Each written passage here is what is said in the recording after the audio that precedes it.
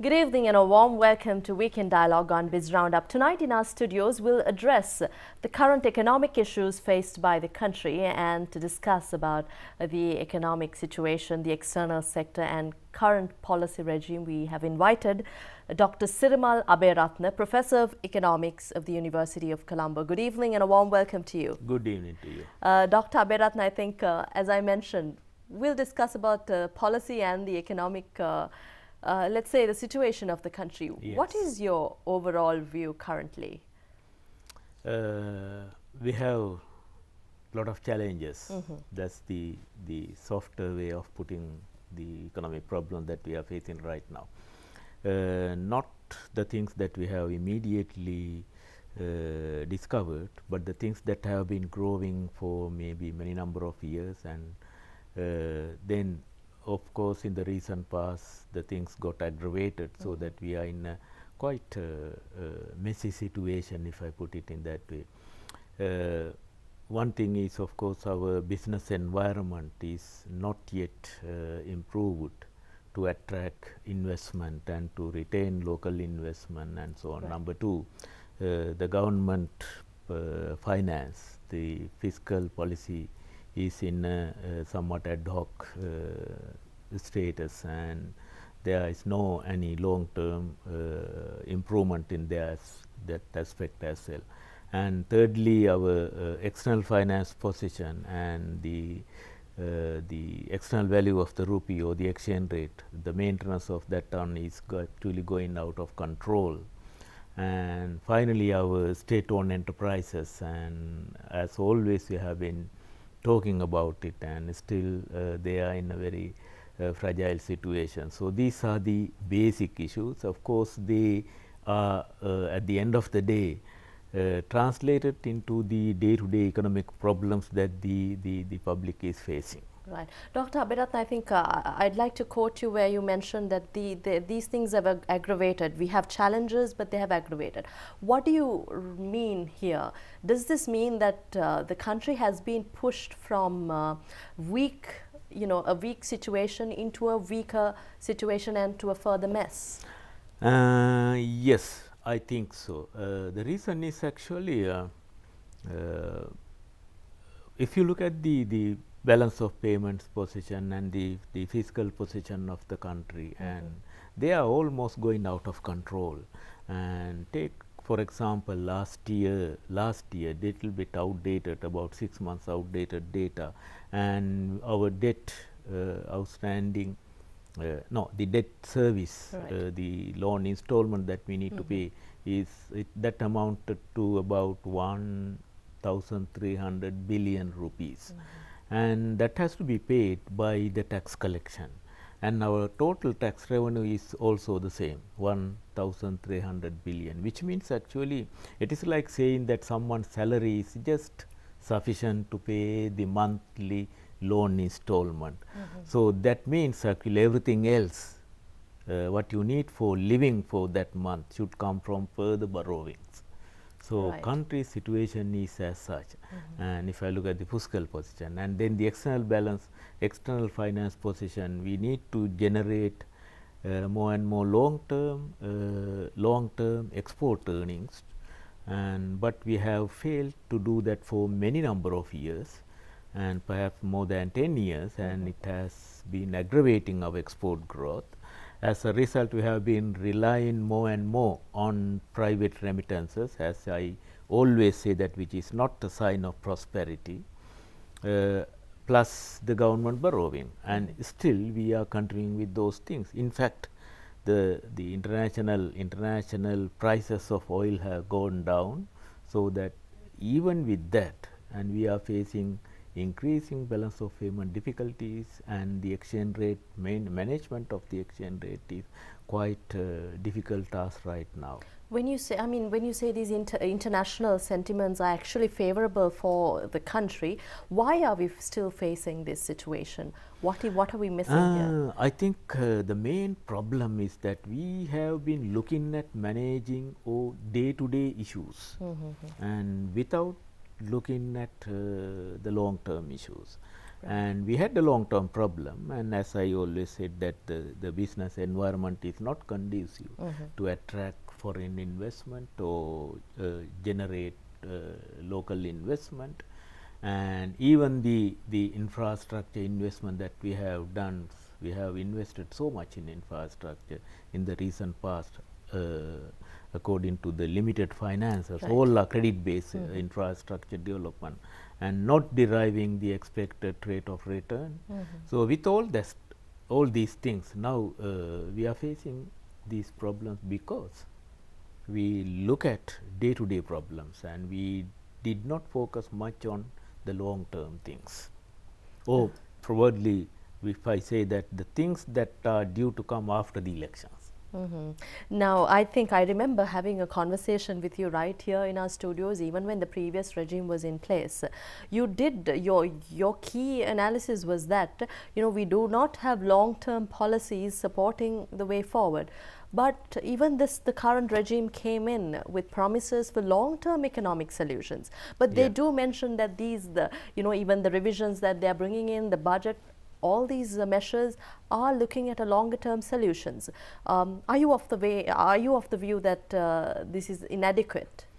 Yes, I think we have done a lot of short-term things and doing certain ad hoc things and put in the exchange rate here and there, and then trying to manage it day-to-day basis, and then looking at certain ad hoc measures, ad hoc way of improving the tax revenue and putting VAT and here and there, and then adjusting little here and there, and bringing out price controls, and all these things are little things that we are doing here and there to manage day-to-day problems, thinking that it's a day-to-day problem. No, it's a deep-rooted fundamental problem that we have been having, and it's not a problem that emerged in the last few months. It's a problem.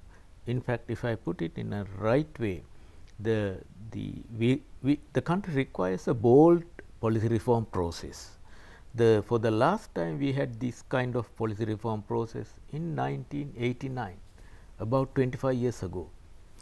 And since then we have been doing a lot of ad hoc things, and then but we did not touch those things, and so those policy reform that has to be purposive and that has to be very bold and widespread and holistic thing, addressing all major areas that I mentioned. I think it should have been the way forward, and if you are going to put the economy on right track.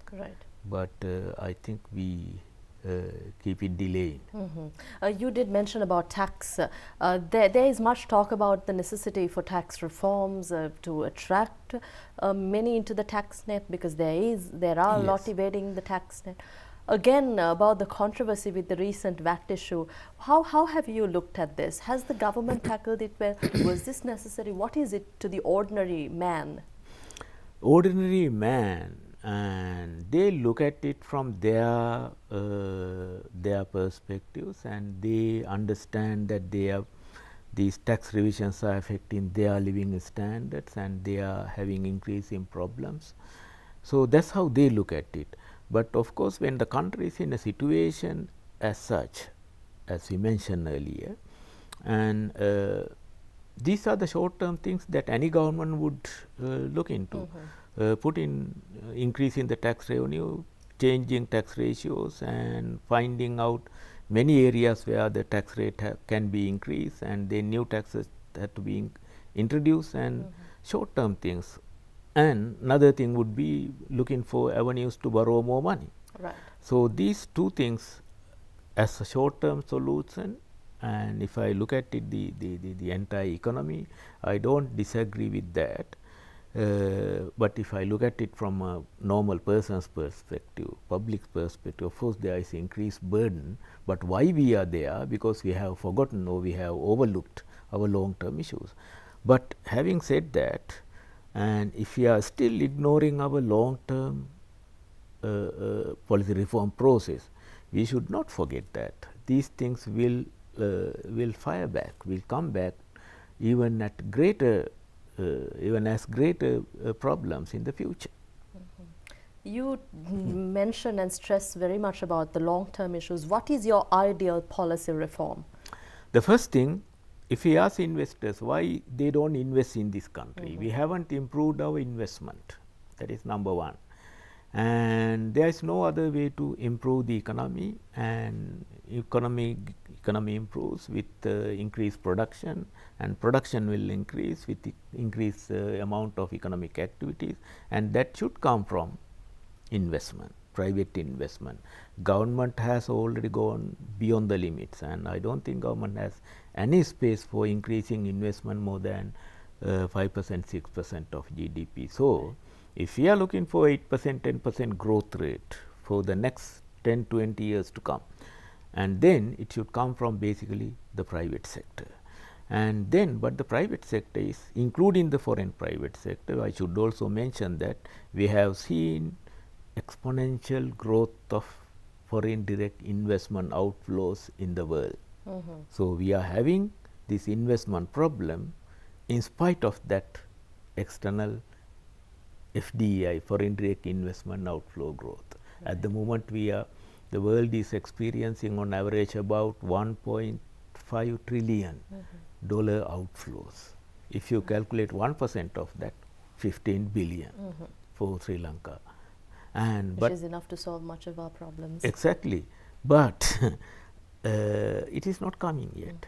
And even the local investment, that is not rising, and if you ask many investors, they would prefer some other destinations to put their money.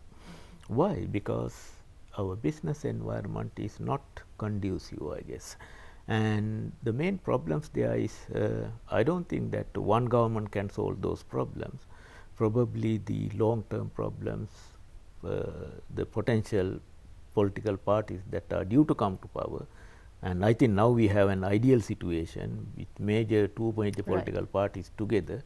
If they have consensus, okay, for the next 10, 20 years, we are not going to change our direction. So, if the policymakers can show the direction of the economy, this is where we are moving, and that's what the investors need. And then, to be consistent with that direction, all reform process, the overall reform process has to be in place without any ad hoc things, without contradictory things, doing this one in this direction and then next day another policy coming in the opposite direction. No, consistent policy package, improved predictability. So, these are the qualities that we need. Right. I remember listening to a recent statement made by a diplomat here. He mentioned that, you know, his country's investors would not want to come here because they don't want to have the taxes and, you know, all these duties changing while the goods are halfway on the sea here. Yes. So, you know, that is the situation we in Sri Lanka are facing, I suppose, where you rightly mentioned that we need, you know, proper policies, predictable policies. If we talk again about the import-export business, we are really suffering. There is a lackluster situation when you talk about the export market specifically, where our traditional markets don't seem to grow beyond what they have and they're losing ground. Yes. We have been dependent on garments export for quite a long time.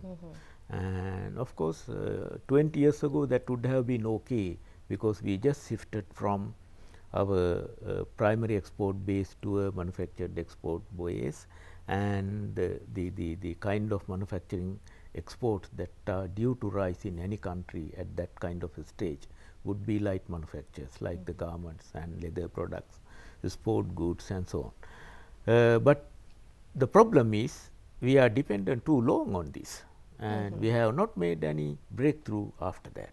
Why? Because our investment got stagnated, and then the rest of our Asia, that is growing faster than us, and of course capturing the export market also, and we are losing our world market share also. Although it's actually, if you look at it comparatively, in a comparative perspective, looking at other countries' export performance, even our neighboring countries and Sri Lanka's export performance, you would see big slowdown. I think, Dr. Abeyratne, what's important, I think, before we wrap up, this question should be asked, because everyone's wondering what is the impact of Britain's exit of the European Union on Sri Lanka, on us, a small island nation? But what is the impact? How are we going to feel it? Or is there going to be positive or negative effects? I think in the first place, I have two fold answer to this question. One is actually we are facing uncertainties in our part of our export markets, and everybody is aware of that because of the pound becoming weaker and euro becoming weaker, and then the financial markets becoming weaker, they are stock markets. So with all these things, there is a certain degree of uncertainty created, and that uncertainty, we don't know how long it will prevail. Brexit, it has not yet happened, and even if it happened, there are a lot of things going to change. Even the map, geographical map of Europe going to change, including Great Britain and UK, and those things are going to change. So there's a lot of uncertainty for the next few years, and with that uncertainty, there are economic repercussions, and then we have to face with that. Why? Because our export, even our small export base, and about 25% of that goes to those regions. So with that, there is an uncertainty, and the other uncertainties are related to tourism and investment and borrowing cost and those things. The second part of my answer is actually about the I don't take Brexit as an isolated random event, and because I take it as a piece of a big puzzle, and the advanced countries, the European Union, Eurozone, or the European Union, and including Japan and USA too. Those advanced countries, their economies have been slowing down, and they were in a recession, long-term recession for some time. So that the economically as well as politically, this region is becoming unstable, and it will continue to be so. So that you would see there are opportunities also coming up in this process. This is a long-term process. So that not only Brexit, there will be other issues as well. And the few years ago, the global financial crisis, it was also part of that. So these opportunities are actually that they will help us to correct our problems at home. And if we do that by looking at those opportunities emerging out of crisis, and I think we can win the game. Right. So I think your suggestion is that we address our policy mismatches going forward, looking at the developing world, looking at their failures. Thank you very much, Dr. Abeyratne, for your time and expertise on Weekend Dialogue. Thank you. We had with us Professor Sirimal Abeyratne, the Professor of Economics at the University of Colombo, joining us to discuss about the economic situation of Sri Lanka. Do stay with us. After this break, we have more on BizRoundUp.